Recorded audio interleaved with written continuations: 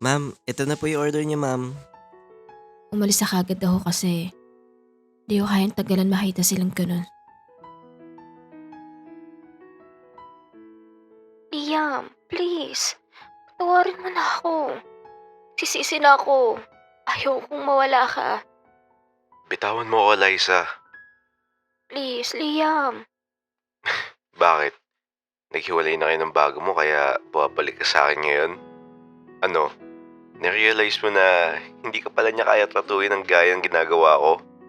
O baka naman, nahuli kayo ng asawa niya kaya ka nandito ngayon? I'm sorry. Tao lang ako, Liam. Nagkakamali din. Ewan ko sa'yo. Bayaran mo na lang yung utang mo sa akin. Tsaka yung mga binigay ko sa'yo, bayaran mo. Sayang naman yung mga binigay ko sa'yo tapos magloloko ka lang. Pero kasi, Bago matapos tong buwan, bayaran mo ako.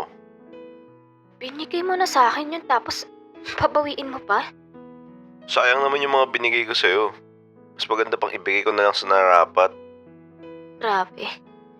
Talagang di mo pinalampas yun ah.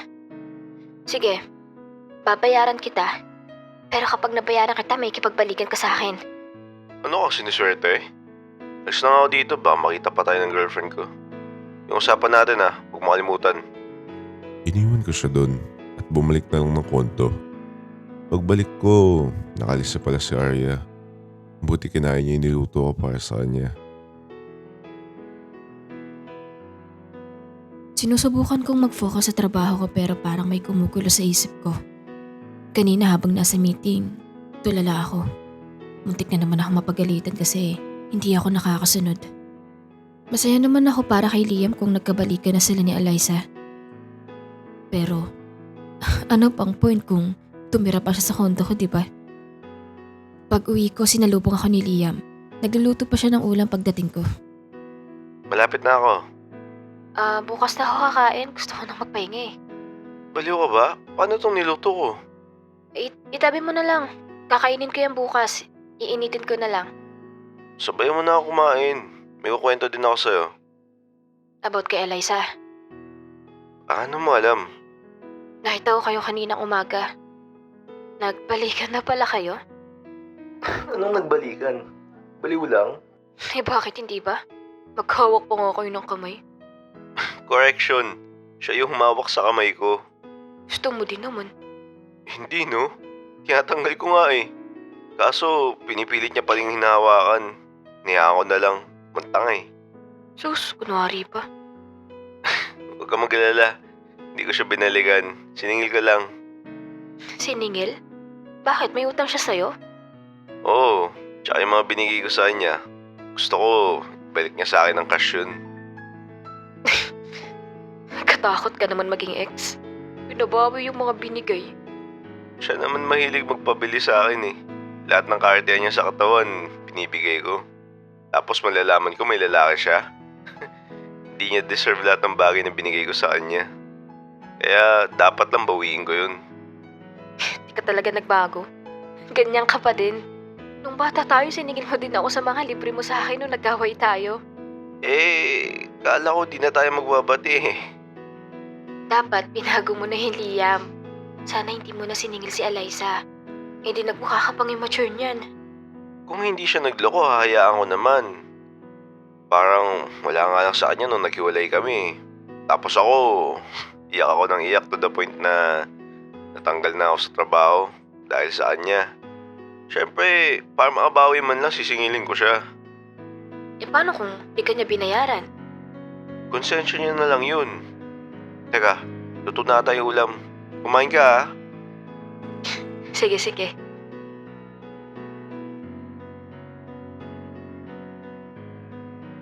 Tulad ng rules namin, syempre hindi pa rin kami nagdidikit. Nagagawa lang namin yung kapag nandyan si Eliza. Mukhang effective din naman yung plano namin kasi si Eliza na ngayon ang nag-ahabol kay Liam. May mga times na inaabangan siya ni Eliza sa labas ng kondo. Parang niyang nililigawan si Liam ngayon. Halos lahat gawin niya para lang bumalik sa kanya si Liam. Habang nag-aabang ako ng masasakyan, may bigla na lang lumapit sa akin. Hoy, babae. Usap nga tayo. About saan pag-uusapan natin? Anong ginawa mo kay Liam? Bakit ayaw niya akong balikan? Sa akin mo talaga tinanong yan? Na girlfriend niya? Wow! Abangers ka eh, no? Gabang ka talaga na maghiwalay kami ni Liam para mapunta siya sa'yo. FYI, hindi ako nag-abang. Sadyang kami lang talaga tinadhana para sa isa't isa. Sana kasi trinato mo siya ng tama para hindi ko yung nagkahabol ngayon. Bakit ka nandito, Liza? Nagulat ako nang biglang kumapit si Eliza sa braso ni Liam. Liam, si Arya gusto niya akong saktan. Bitawan mo ako. Tara na babe, tumawag na ako ng taxi. Bigla ako natawa sa itsura ni Eliza. Mukhang kawawa. Iniwan namin siya doon at umalis na. Wait, di naman kita tinawagan para sunduin ako ah. Alam ko. Ba't ka nandito? Di ba nga sabi ko tatawagan kita pag nandyan si Eliza? Alam ko. Pero gusto lang kitang sunduin. Basta mo lang ngayon, hatid sundo na kita. Wala na sa plano natin yan ah. Bawi ko sa'yo kasi pinatira mo ako sa unit mo. Pero buti dumating ka. Kung hindi baka saktan ako ng ex mo. Yaan mo. Hindi na makakalapit yan sa'yo kapag nakita niya kasama mo ako. Nagsisisi na siguro yun kasi nagloko siya, no? Pero, hindi mo ba siya bibigyan ng chance? Anong klaseng tanong yan? Once a cheater, always a cheater. Uulitin niya pa rin yun. Kahit bigyan ko siya ng second chance.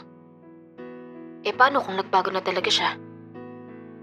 Kung nagbago siya, edi congrats sa kanya. Pero hindi ibig sabihin nun, tatanggapin ko na ulit siya. Minsan kasi, yung pagsisisi dumadating lang kapag nasa huli na. Kung hindi ko siya nahuli, tingin mo ba magbabago siya? Malamang hindi. Sa bagay, may punto ka naman. Pero, hindi ba pwedeng yung pagkakahuli mo sa kanya, yung mismong naging wake-up call niya?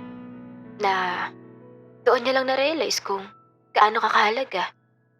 Kung naging wake-up call niya man yun, edi goods.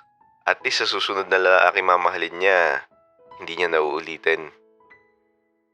Bigla akong napangiti. Medyo kinabahan pa nga ako sa magiging sagot niya kasi baka bigyan niya ng second chance yung ex niya. Anong silbi nung pagpapanggap namin kung ang ending, sa ex niya pa din siya babagsak, diba? Nung makauwi kami, pansin ko parang tahimik si Liam. Parang ang lalim kasi nang iniisip niya. Ayos ka lang ba, Liam? Oo, ayos lang. Anong iniisip mo? Gusto ko muna mag-unwind. Unwind? Di maggala ka. Saan naman? Kung gusto mo, mag-beach ka. Pwede naman. Kaso, first time ko yun if ever. First time? Di ba nag-beach na tayo nung nagsubik tayo? I mean, first time ko mag-isa. Talaga? Dati kasi, kasama ko si Eliza. Never ako gumala nang ako lang. Di, samahan kita. Parehas natin gawing first time.